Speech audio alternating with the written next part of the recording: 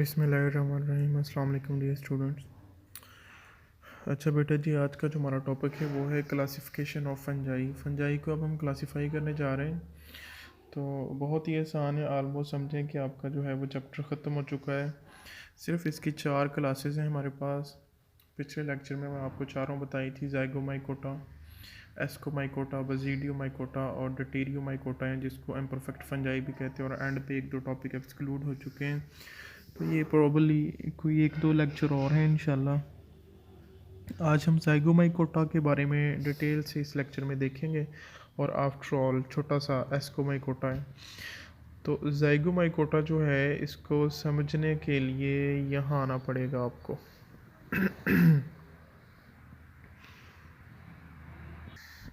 बेटा जी, ज़ाइगोमाइकोटा जो है, हमने पिछले लेक्चर में पढ़ा था कि इसको ज़ाइगोमाइकोटा ही क्यों कहते हैं।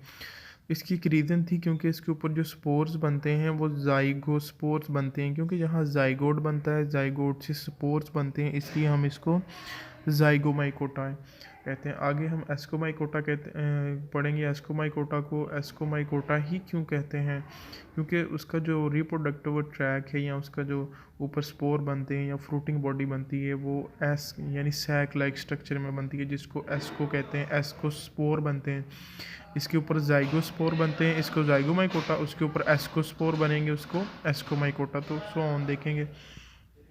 तो यहाँ अगर आप गौर करें तो यहाँ है लाइफ साइकिल ऑफ राइजोप्स। ठीक है, राइजोप्स जो है ये इसकी एग्जांपल है ज़ाइगोमाइकोटा की। इसको हमने पढ़ना है, आलमोस्ट यही सारा ज़ाइगोमाइकोटा में बताया हुआ है उसने।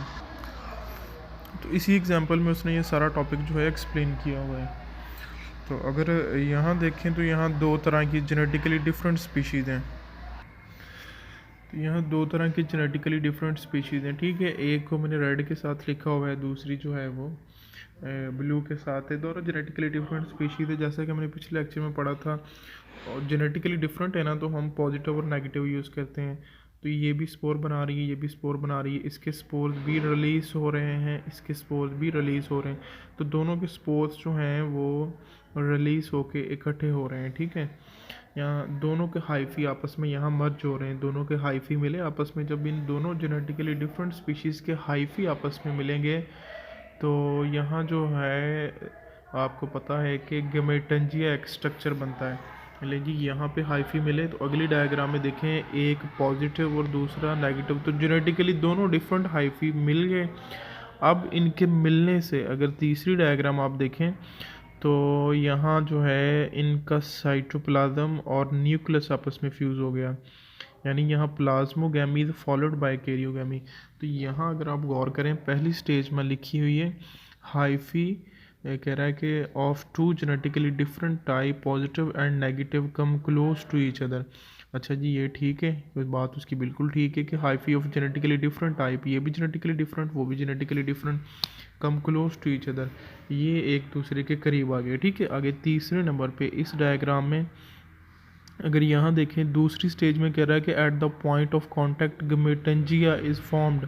तो ये गमेटंजिया बन गया है, ये इतना सा जो एरिया है, क्योंकि यहाँ गमीट्स बने। अब एक्चुअली गमीटेंजियम, एंजियम हम कहते हैं किसी भी बर्तन को। तो गमीट्स ऐसा बर्तन जिसके अंदर गमीट्स बना हुआ है। ये देखें, गमीट्स बन गए ना, इसका न्यूक्लियस मिला, उसका न्यूक्लियस मिला, तो 2 चीज़ों के मिलने से गमीट्स बन जाते हैं। तो ये गमीटेंजियम बन गया। तो at the point of contact gametangium is formed, ये गमीटेंजियम बन गया। अब इट्स मीन कि यहाँ न्यूक्लियस भी मिलेगा और साइटोप्लाज्म भी मिलेगा। तो ये देखें जी, यहाँ प्लाज्मोगैमी कहते हैं हम साइटोप्लाज्म के मिलने को, साइटोप्लाज्म भी मिल गए दोनों के। इज़ फॉलोड बाय कैरियोगैमी, कह रहा कि यहाँ फिर कैरियोगैमी भी होगी। कैरियोगैमी मीन के न्यूक्लियस भी आपस में मिलेंगे, न्यूक्लियस भी आपस में मिल गए, साइटोप्लाज्म भी आपस में मिल गए। इट्स मीन प्लाज्मोगैमी भी हो गई और कैरियोगैमी भी होगी। अगली डायग्राम में आए ज़रा, तो इन दोनों के फ्यूजन से जहाँ पे गमेटेंजियम बना था, ये गमेटेंजियम इसकी फर्दर जब डेवलपमेंट होगी तो यहाँ एक स्पोर बन जाएगा। तो यहाँ चौथी स्टेज में कह रहा है कि as a result zygospore is produce. ये लें जी, ये ज़ाइगोस्पोर बन गया। इसके बाद अगर मैं आपको 5वीं स्टेज दिखाऊं, तो ये जाइगोस्पोर ये जो था ये ग्रो करके इसने एक स्पोरेंजियोफोर डंडी बना दी और ऊपर एक स्ट्रक्चर स्पोरेंजिया बना दिया जिसके अंदर स्पोर्स होंगे, यूँ जिसके अंदर क्या होंगे, स्पोर्स बनेंगे। तो यहाँ पांचवी स्टेज में वो लिख रहा है कि जर्मिनेटिंग जाइगोस्पोर प्रोड्यूसेस। तो यहाँ कह रहा है कि germinating zygospore produces sporangia and sporangiophore, क्योंकि ये स्पोर था ना, यहाँ देखें ये स्पोर बना था, ये स्पोर ग्रो किया, इसने एक तो स्पोरेंजियोफोर बनाया और दूसरा इसने ऊपर स्पोरेंजिया बना दिया। ठीक हो गया, स्पोरेंजिया के अंदर स्पोर्स बनते हैं। अच्छा जी, छठी स्टेज में यहाँ आप देखें यहाँ कह रहा है कि मियोसिस अकर ड्यूरिंग जर्मिनेशन। तो अब यहाँ मियोसिस होगी, जब भी ये ग्रो करेगा तो यहाँ मियोसिस होनी है। तो मियोसिस के बाद जो है वो हमारे पास हैप्लॉइड स्पोर्स आएंगे। अच्छा जी, ये देखें ये फर्दर कह रहा है कि स्पोर्स आर रिलीज्ड व्हेन, अच्छा ये छठी ये सातवीं स्टेज इधर है, haploid spores are produced within sporangia. तो इस स्पोरेंजिया के अंदर हैप्लॉइड स्पोर्स बन जाएंगे, बन गए हैप्लॉइड स्पोर्स। तो फिर कह रहा है आठवें नंबर पे spores are released when sporangia burst, और जब ये स्पोरेंजिया बर्स्ट होगा, ये फटेगा तो स्पोर्स बाहर आएंगे। अब ये जो स्पोर्स होंगे कह रहा है कि genetically different spores produce different fungi. अब ये जो स्पोर्स हैं ये जेनेटिकली डिफरेंट हैं यहाँ कुछ रेड टाइप के भी स्पोर्स आए हैं और यहाँ कुछ जो हैं वो इस टाइप के भी स्पोर आए हैं। तो जो ब्लू वाले हैं ये क्या बना देंगे, ये वाली फंजाई, और रेड वाले ये वाली फंजाई। अच्छा जी, ये यहाँ जेनेटिकली डिफरेंट फंजाई आपस में मिले थे ना, तो इसलिए ये जो स्पोर्स हैं ये भी जेनेटिकली डिफरेंट हो गए। ये जो जाइगोमाइकोटा है हमने पढ़ा है कि ये स्पोर्स प्रोड्यूस करता है सेक्सुअली भी और एसेक्सुअली भी। सेक्सुअली कब करेगा, जब ये एक ही टाइप के जो हैं ये सारा साइकिल चलाएं। तो ये सेक्सुअली कब होगा, जब ये दो डिफरेंट जेनेटिकली जो हैं वो आपस में मिलके सारे साइकिल को रेगुलेट करें। तो इस तरह कह रहा है कि ये राइजोप्स जो है ये अपना लाइफ साइकिल कंप्लीट करता है। इसकी उम्मीदें समझ आ गई होगी लाइफ साइकिल की आपको। इसकी प्रैक्टिस कीजिएगा, इसको ड्रा कीजिएगा, इसके सारे पॉइंट्स लिखिएगा। अब यही सारी बातें इधर लिखी हुई हैं। तो यहाँ कह रहा है कि सेक्सुअल रिप्रोडक्शन, इसको अच्छा कॉन्जुगेटिव फंजाई क्यों कहते हैं। कॉन्जुगेशन का मतलब होता है दो चीज़ों का आपस में मिल जाना। आपने बैक्टीरिया में भी कॉन्जुगेशन पढ़ी है, दो बैक्टीरिया अपने वो पिल्लाई के थ्रू आपस में मिल रहे थे। तो यहाँ भी अगर आप देखें कि दो जेनेटिकली डिफरेंट जो फंजाई हैं वो आपस में मिल रही हैं, दोनों के हाइफी आपस में मिल रहे हैं, इसलिए इसको हम कॉन्जुगेटिंग फंजाई भी कहते हैं। अच्छा, इसमें सेक्सुअल रिप्रोडक्शन बताई गई है और एसेक्सुअल रिप्रोडक्शन। अगर हम सेक्सुअल रिप्रोडक्शन की बात करें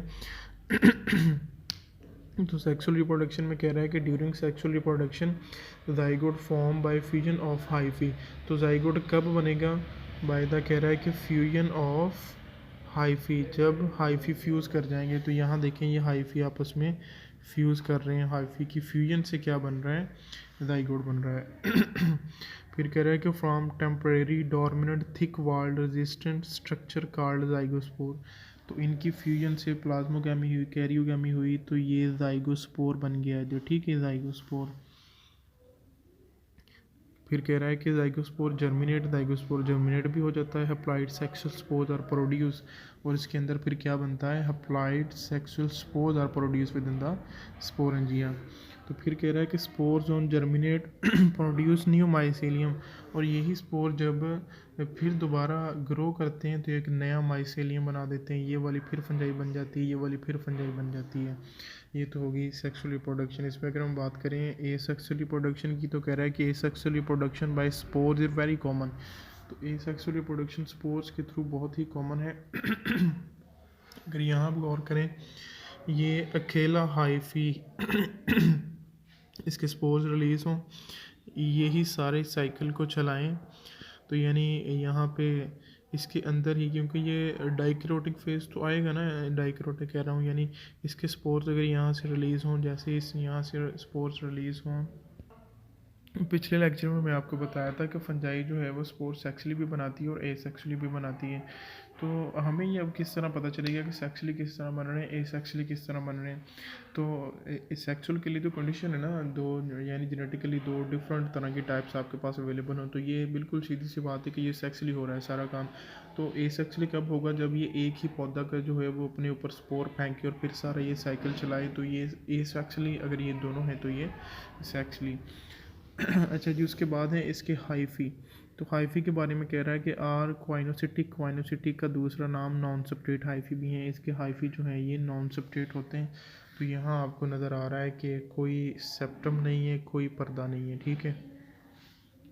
तो एग्जांपल है इसकी, एग्जांपल कह रहा है कि राइजोप्स ब्रेड मोल्ड जो है इसका नाम है। आपने अगर देखा हो ब्रेड के ऊपर जो है एक तरह की मोल्ड आ जाती है। अगर ब्रेड जो है वो मॉइस्ट जगह पे पड़ी रहे काफ़ी दिनों के लिए, तो अगर उसको मॉइस्चर नमी अवेलेबल हो तो ये इसके ऊपर ग्रो कराती है। Found on spoiling moist bread and fruits, और सम टाइम फ्रूट्स के ऊपर भी। तो ये एक छोटा सा टॉपिक था। इसको आपने अच्छे से तैयार कर लेना है। तो एक छोटा सा टॉपिक है और एस्कोमाइकोटा, उसको भी देखते हैं इंशाल्लाह।